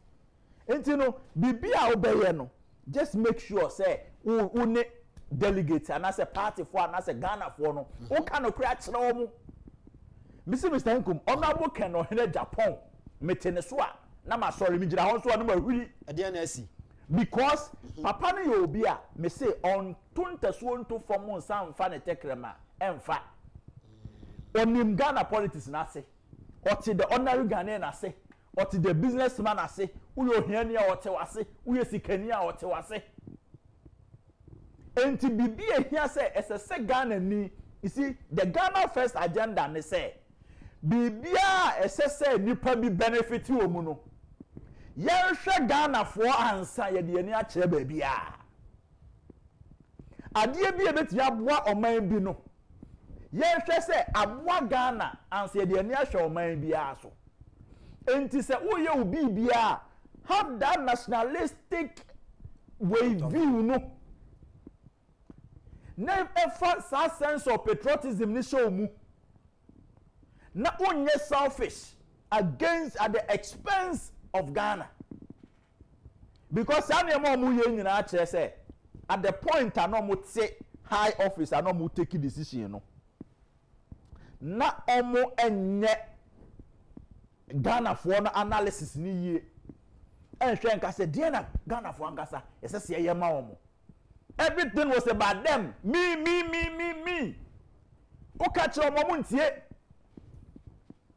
ene ana ayi or they say Gabriel Chiri akujira ha woto ayampia no what I say me sure say nkrofo no tie enye omo de but omo ntumi nka because omo ye wa dwen so omo koka minim say Gabi best aba bonten aba abeka because no say no oye ayi or they say de facto prime minister say no oye shadow vice president to say so na oye president you know ne office manager time bi government be take decision bi e dey be out na Gabi dey be to Facebook me boa yes you ye bat ye betum ye ntum na Gabi the conversation kura ba answer cabinet mpoko discuss time a ye be roto ye be ye yes Gabi the be to Facebook ebusa ho asem ansa na ye hu ya na de enu nti na make catch us say enkoma bibia course Gabi di woni ne wo fa di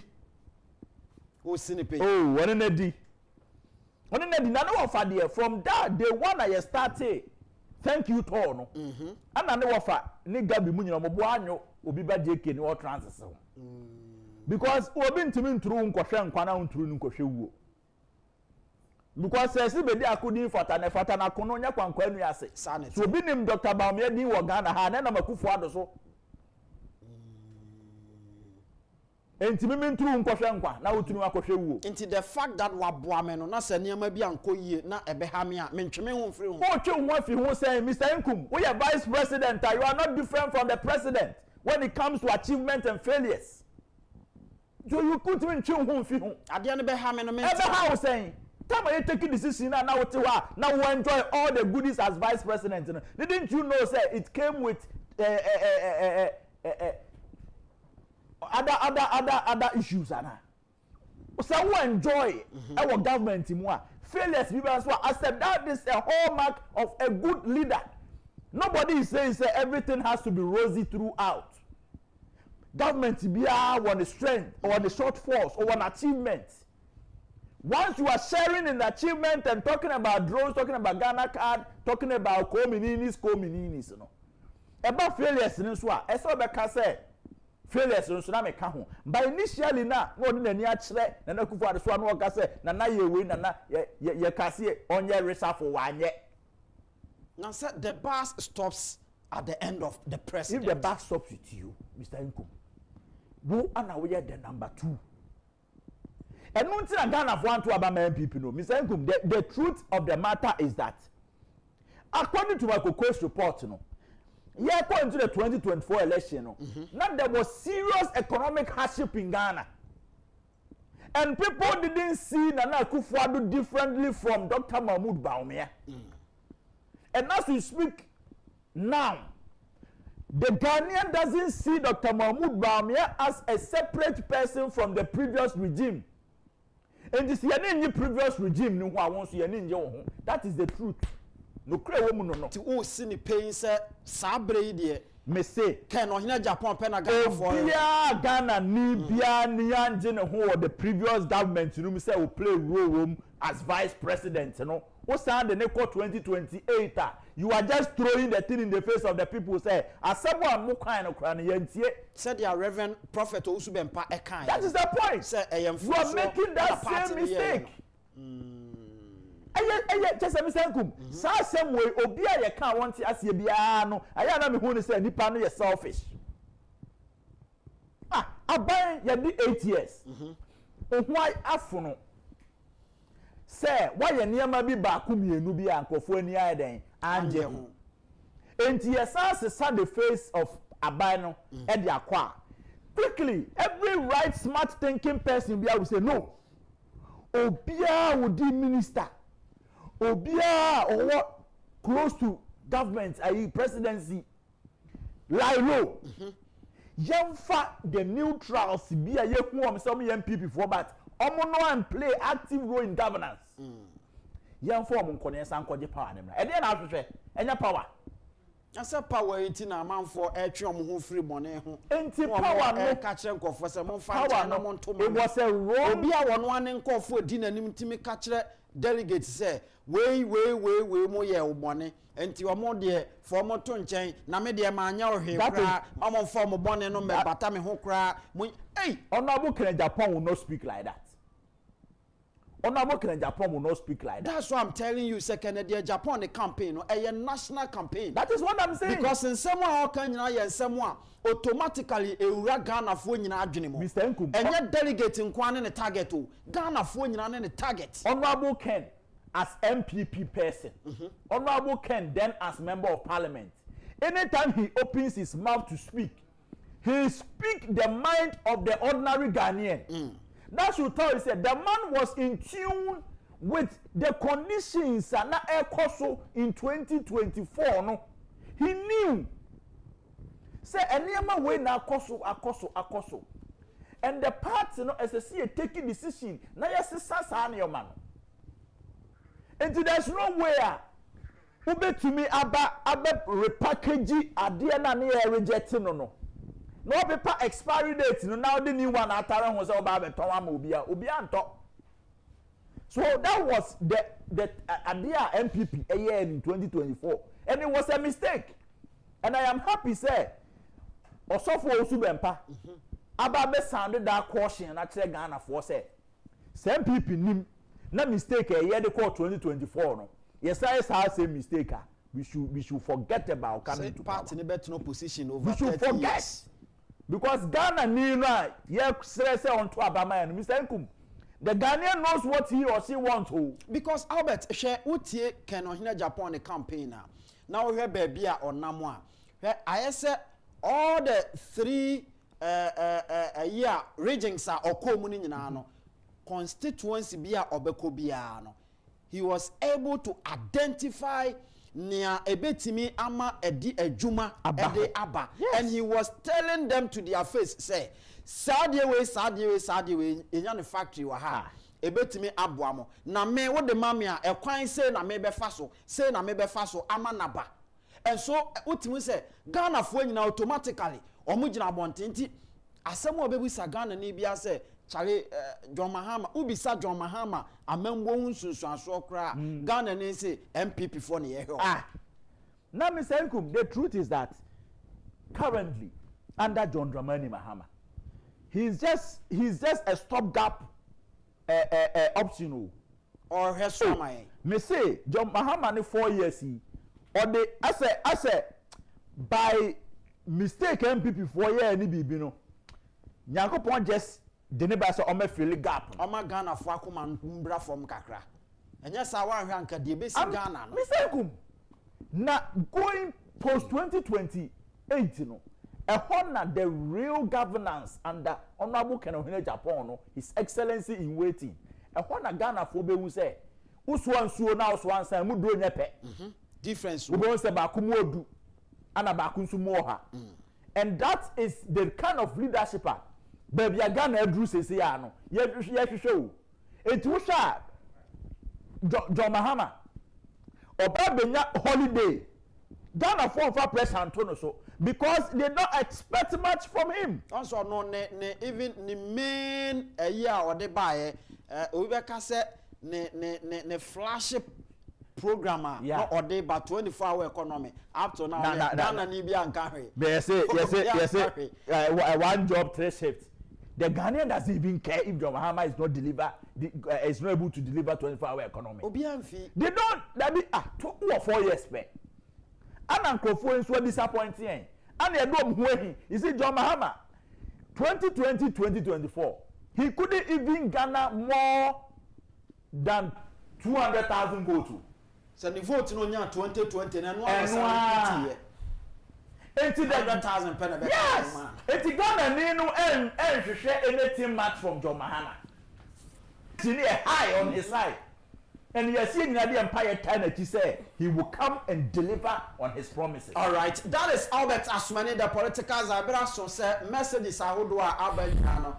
Yajebre na fe ye kan nyina de ma Sabato we afe eje we afe ba ayɛ krado ya wɔde messages no ɔde ɛba ɔbapa ɛdisɛn Mr. Nkum ya me ado me ho yɛ pa wogina yie wɔ ho me gina kama me gina me nice so na ɛyi na wɔn kyekyɛ no wonya bi me sa ka me de o siri yɛ ɛno hwan na de brɛ ɛrekem na de ba ya na Mr. Sumani Mr. Smani na de ma ono na de share wo na me de ode suma na de brɛ me ɛde na mo kyekyɛ na mo ka wa de ba o so wa sheda tun ni aye ase oni nyeye ase oni nyeye so no oya politician se sa na mo be ya yesu enim de be o san so sa chef okay mama for YouTube messages no enter share biom we masa o see in Ken we trust Nana Kwame say good afternoon Mr. Nkum. I'm watching live from Ofanko 7-day junction. I say please tell Gloria Owusu MP for Trobu constituency that we the delegates will vote against her candidates. Oh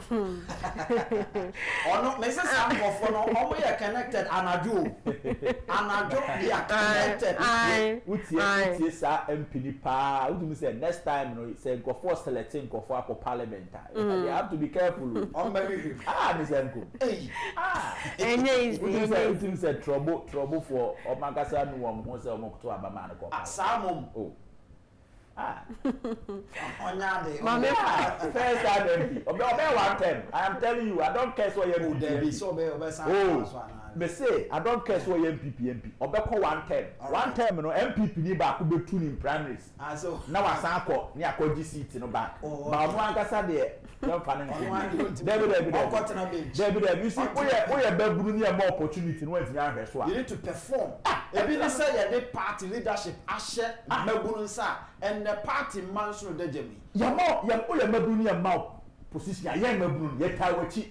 Ba se wo go fi a and we have to protect our dignity. Yes. Yamba won na won konkoza na say aka say emaburu nyina anye. Asa be ma kwa akansi. Na ujina me. Yamba kwan. Tabi attack won kopa bi na bo adwuma. Oba kwa yenko. Okay, mama fa in Isa Adams there and so I say good afternoon Mr. Nkum and Albert and all Kencity workers. Obisase is Obiba JK still in town because Ken Nkunim no Agyapong 31st January 2026 victory no beye oja nyaminti the Germany ena ebaye when say nana ba for akoto I say last election my father voted for Baumia but now he's going to vote for the winning team in Ken we trust more fire omuna connected to say I will be connected where Francis Adai I say let's Ken be Ken Rita say good afternoon Mr. Nkum Honorable Ken is our last hope. Please delegate vote for Honorable Ken. Hashtag say kutu say bam. Where mami Winnie a champion. Say good afternoon, my PhD children and granddaughter. We thank God for another day. May his name be praised. May his name be praised now and evermore. Or say pay with no fears. For God is in control, no matter what, just be bold. Yada mami say. When another faculty was say my people, my father is a police station chairman. He has some information for you people. How can he get contact? Yo yadibemao. Where a man and I say greetings to Sinupe team watching live from New Jersey. I say I have 8 people with me watching on a big screen. They are all happily and successfully connected. Campaigning them. What time screen and see what can happen. They say your hair seneso. And then also the giant screen. Wow. Then you see what seneso. That is Ochina Pebinka 8 no. It's not be updates here. Where is Adams? I said 31st January 2026. Ken Nkum die no beye fese akwetia diamond. Nyaminti amen. Amen ampa. Asamoah James say Ken will win no matter what the mafias will do. Mase no pain. What's in the pain ampa? Friends of Kencity Media say good afternoon Mr. Nkum. We are still appealing to NPP delegates not to disappoint Ghanaians by voting for Honorable Kencity Agyapong, the job creator. Hashtag say kutu say bamasinu pain. And say the dinner or the job creator. The job creator. I'm for having pa. Omunya ikra na komodi keshe ni mu kra na be yan komodi she. Where Grant George or say I'm connected we are for Ken worldwide. Jerry Stevie say good job guys. A case say still no Ken no vote aka Ken pe. Where and upon TV, was Ken Agyapong will be sworn in as president of the Republic of Ghana on January 7th, 2029. Agyapong Kwame say, good afternoon, Mr. Nkum. I say it surprises Dr. Data. Dr. Rich Ideas has now forgotten everything. I say hashtag say kutu say bam watching live from the Wu Equiapim. Mr. Nkum, mami fa WhatsApp message in so kakra and kahuna Dr. Data say usro data. Say what data. Politics. So Obia on the master. Obia on the master. We say good afternoon, Mr. Nkum. What's my research? Even word not person can remember. So workers are calling for Honorable Ken. If so, then what are we waiting for? Delegates, please be vigilant. Mr. Albert, may I have your number if you wouldn't mind? The only transparent media network in Ghana. Hashtag Kencity Media. Thank you. Where you could draw from Dodowa. We are the best ending. We say, Mr. Nkum, Mr. Albert, and my beautiful lady, Sabato, we are Mr. Nkum, much of fans. I say, in fact, you are doing well. Well, I'm Isaac Esiedu Bento, Kennedy all the way. I'm connected. Odifika Swa Ena Ebaye. We say good afternoon, Mr. Nkum. I'm highly connected and I belong to the winning team. God has already ordained Honorable Kencity Agyapong and pass solo the Wu Equiapim Masinu Pain. Hashtag say kutu say bam. We say good afternoon, Sinupain crew. You are doing great job for Honorable Ken and Ghana. Keep it up. You are the best. You will hear from me very soon. Nyamedo from USA. I bet you when you pa. And you media US. USA. Donald Trump come. Fakofini kaho. Sir, Donald Kofi Trump. And one. I'm was say a bad day. You're betting in Kainche. Sir. And I think can be I am there so 20 we say we. David, where do we from Libya? Okay. We say absolutely connected. No Kev, no Ben. We ata amankwa or the Kumasi and a by now say Kumasi phone na connected. Where Martin Jan or the Agyapong Domiabra or say good afternoon, sir. Looking at how things are going. If I were Dr. Baumia, I would have stepped down peacefully for the reputation and the party's sake, because everything is not going on well for him. But it's his followers who are deceiving him. Regards to my mother, Auntie Akufo-Addo of Esase Bonte Fufu, and Honorable Lawyer Kwabena Boateng, MP of Ejiso constituency. Inshallah, Ken Beba. We say, please delegate, we can't afford to lose this dynamic man, Kencity Agyapong. So delegates, please let's vote for him. Greetings to all delegates in Medina. We Abu Karim na the message we bye. We say good afternoon, Sinupain. I hope NPP delegates have listened to Reverend Owusu Bempa and Nana B. A word to the wise is enough. Vote massively for Honorable Kencity Agyapong for power in 2028. Say kutu, say bam masinu pain. Where of our Lord are Sokore Kofori Diana the message way. Why? Okay, Mati. Kakra. Okay. Well, say good afternoon, my children. I'm connected here, glued to my TV. I'm proud of you all. And Miss Sinu Pempe this afternoon that all will be well in Jesus' name. Na edifidan soman ena ebaye. Amen. We say bravo, Mr. Nkum and Co. What an editorial to behold. You made my day by playing that alleged Nana B tape, which is the whole truth and summary of our campaign messages to the to our delegates. Chairman Bafo Odifi Okankwe Central and Ebai. To Mr. Nkum, me do be see her sing. Okay. Okay, we say Mr. Pain. I am fully connected. I'm a polling station chairman in the Eastern region. Honestly, Eastern is for Ken.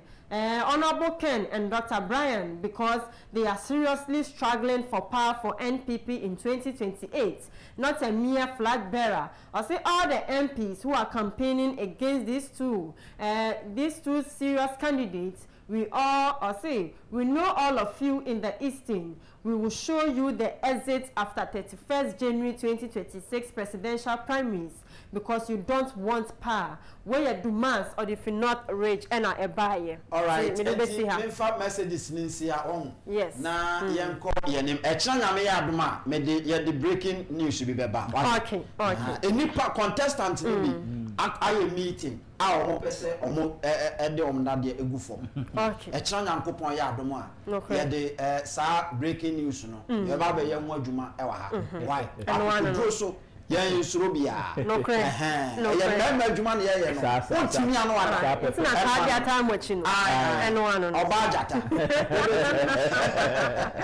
0240550899 0240550899.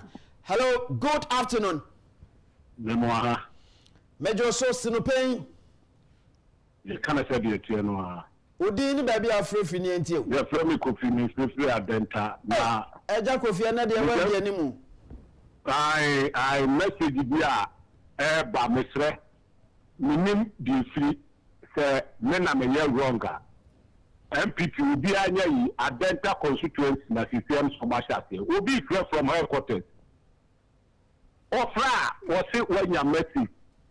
Na copy no or number number no meanwhile almost sending message so say code na ya one don't share that code with anyone also so or free headquarters no catch us say one number ni say me bo it me say one of the chrono na one person bo no a obi anya careful so what MPP from the system mo na ya they have to prior notice MOBA who say neighbor. And yes, because they say mobile phones no adults. If you also my friend, it will be very careful. You have chrono, you bet my friend, I do cool. You bet you DD, not BDSC near there. If this information, you have a purpose. And my amount for say, Mr. Nkum, we are wanting to also for the say. Delegate say we be me catch them free. Say after you rap, Dr. Mamu Bambu. Oh, Mama, eja kofi antimi anwia mame. Network no amba no. Now, okay. Hello, good afternoon. Yeah, fine afternoon. Sinopay. You better say the studio. What do you know about free financial? Mr. Nkum Kumase, the friend here, Mr. Dumensa. That's Mr. In fact, as you know, more can you quite a toss me. So now the person can say. Dear, Sagana for that my media, Nimsha, 1992 to about the society. Into my bank of baby Biada. She means someone working once a year. Oban, Minutua, Memor Swami, Sabi, lawyer Mia. When the lawyer Mia, we need Chimensa, said the Governor, Chimsa Oban, dan ye yi no ye tupa da busu no shi ni kaboka ne tremensa hwebia ti se bedia ani pipi party bi na be true me aho me be aho wose da ye yi no akire party ma no na wo hyede mi do Nyankopon tie me mi do Nyankopon mi kam sia ada ye di chem pese ba no shi ni kamuka na t-shirt ntwa kontompo ni woni mi no kasa tsam ye sofo na tie mi kasa mi akire hwe Kennedy no mu ni sa no we different person no onye ni pa no na mo Kennedy no hwe ma me nche ode ba ye nche onye ni pa ma me nche no Kennedy won say bawumia won so ye intellectual or ye say we say won say nyame we dis say obi bia ade bi nyame ye bia ye se obi ba na obi bia no obi tuma shado obi bi na Kennedy ade won no Kennedy over power to implement obi on there because we chire ni ma die pa ye koye no na America for no o mu fa ye omo fa e wa ade o hwehwe firi nche ni se wo betimi de articulator agoguru edinate agoguru kom ni ye questions it's 100 because minimum dia do fili de hon tiye yansa but o mo no mo articulator ni minimum dia o mo ntimi ntwa but e ko fi dia practical no na fena America for no wo mo ko minimum no be bi na mtika Ghana for your passport afa mi na mi su mi ta tem na mi su but when Pakistan ko bra ne ton bra kom ne president be say biso afraid here adan ye no adan wa na make for no start dua ye ka me na mission ni me Pakistan ko machi ana doni ba ko say right of it why you are very intelligent but why you getting back up after me meeting ono say we give you 1 week go and study when to Franco you will get back to Ghana. You ban people paying suye. I from the people soon. And now, can or church me, Secano, the Kumachi, Mani Muka, the Buka Pemaka, monkey twebi cano at the Konechi. The shares I didn't know after me. I done your bomb different Fakanko. Komachi, Nampulukura. All right. On the Bonini beside me says, Tia be Bonini beside me said. But why did we say that? We can't a secret. We can't a great and bitter. But we can't be that. Kennedy, since 1992, she no more what poor ever patching me. I didn't know what. But me no say na our council emrem. What make a point? Yeah, I say papa. I will say Chairman Sabuzu, but no she Nikaboka. Hello, good afternoon. Hello, good afternoon. Sinopay, I can't say it. Opani, we didn't maybe a free finity. We are not a free for Lydia or the last time I can't come upon ground after my talking. Oh, Nana, and they are frame me. Why, Pacho? Your point was frame me. Why, Miss Rowe? Many one if you cruise over like I know they are from India, Hong Kong. Why? I but program about a casting with the end of Manankasa. Hello? Nana me too, Casa. Aha, me say, yeah, me I come and to one side empty on a book of your punk from. I don't know, say, or no, echo tie on a kubu about me. Fine, Oko tie, I would think I said, of what I do for you and cottage. But me got them enjoy that 2016 election time and election. Me, they an organizer for phobia or your qua, blind or man scandal. But this FAK come for Obama. But I, me 34. Then no be no complimenting man and grab a cook riot. Yeah. Papa, I'm not challenge. If you need 34 in 2024, I buy a toy because of where the Yamu will be and Obiano got to about. If he delegate for years and years or higher, campaign, one I can do that. Papa, no, you are so austere or you know, or not, yes, campaign. And the man is on to Bebwa. Unia, but as in 2 years, and send they do a back door. But I say, Papa, Nana, you didn't come on. Now, for ya to us, your name. Hello, good afternoon. Okay, also bet me about now, you're far from for Bemi and Sunny Uncle. Hello, good afternoon. Good afternoon, sir. Sinopay. You can't say it here. Abani Udi Namintiu. Martin Jan, I just do me a bra. Martin, I'm more basso, anyway, to my power book. Kaka American say, open get here. Mammy say, I can, but you will be a Yakupon for the Nkum Katano. Nami China Mempu, young for a Kabanabati, catching a Jesu MP. Open get here. The beer dance say, Dr. Mamubomia, and no one wants to say 2024 will see you. I didn't hear. Chair. Between 2014 2015, Cable Rush is 2015 one Mother Twabano. You are John Dramani Mahama. Oh, how do you call me? Do you say that we are more? We didn't have the crown, take a good cottage hammock. Have you, Father Canon analyzing your quality base that are fine, but I can't hear one. Yes, so we don't have the idea. But, what to fear? Let's do that. We need to learn to talk. I didn't hear. Maybe I make a coach 100 people. No, free. I go back to 5 minutes, 6 minutes.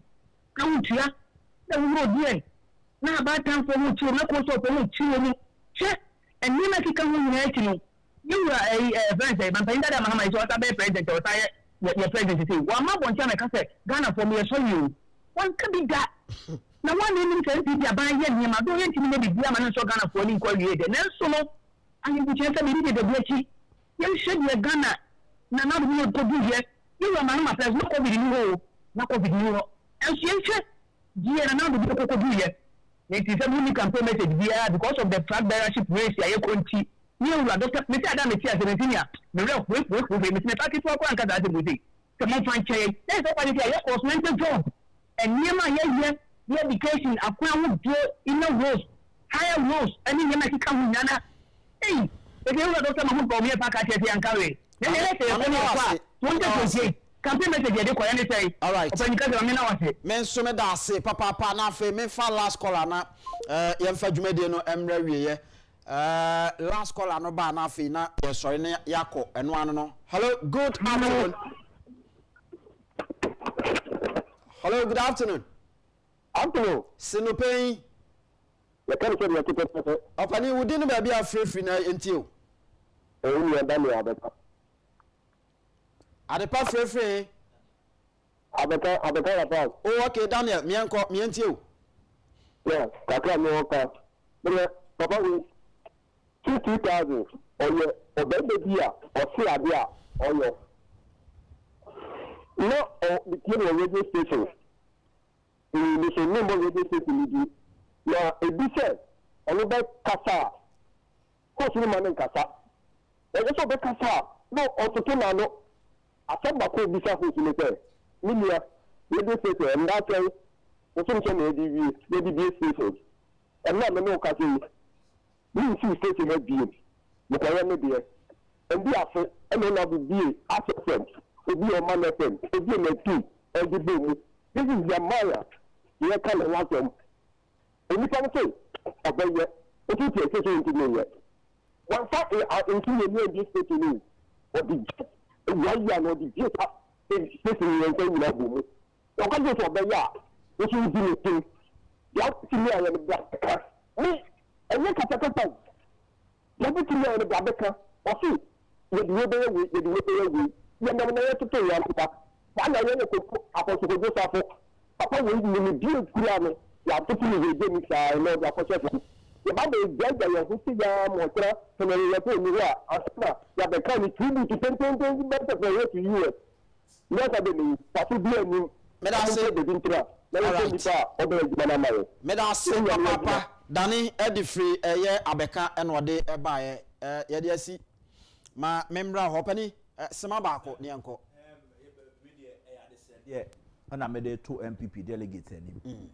Say, Anti-Christia bomb na so ono mu di nkomo e be sere se oba tampa omuntie no asopam na honorable Ken ni so ade hu na ode ba no omo engine tum omo nkonkoto aba e fa mo honorable Ken come January 31st na honorable Ken so enche obesa ahye the second round na se na wakobontoa na ni so ade hu no so no other regions omunye omo chefa no so no ono makodi nkomo ana me se nyame adom ochena ballot in so baso exactly ochina ye be ye hu adwuma na ba bi obi abeda bia no so no yama Ghana fo hu na ni se ochina another step yɛde ɛkɔ into the victory na yɛtwɛn 31st January 2021 no tibisa nkum nyame adom a yɛbɛsa aba ɔkyena nti no yɛmfa de aka no ɛnhyɛ dɛm na ɔkyena yɛba yɛabɛto aso medase ma menda wase papa medase ɛno ɛyɛ Albert Asumani the political czar